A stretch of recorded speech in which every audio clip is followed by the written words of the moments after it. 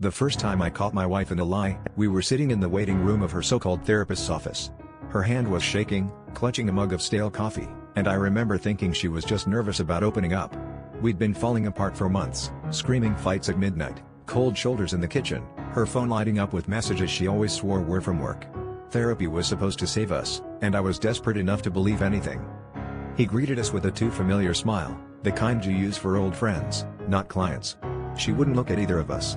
The sessions were a mess. He asked all the wrong questions, and half the time she answered before I even spoke. I waited for her to cry or confess something, but instead, there was this electricity between them, crackling in every sideways glance and inside joke I wasn't in on. I told myself I was paranoid, that maybe this was just her process for healing, but the knot in my stomach only got tighter.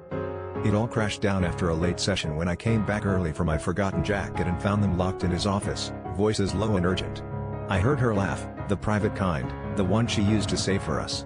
The door opened, and her face drained of color when she saw me. He just smirked, like he'd been waiting for this. That's when I realized he wasn't her therapist at all, he was her ex-husband, the one she'd sworn was out of her life for good.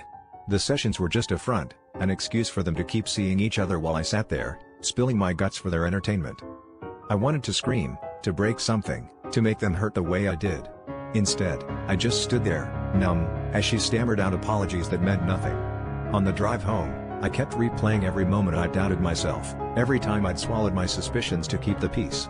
The real betrayal wasn't just the cheating, it was how easily I'd let myself believe the lie, desperate for hope even as she handed me proof of her loyalty to someone else. I thought the therapy was a chance for us to rebuild, but it turns out I was the only one trying to put the pieces back together.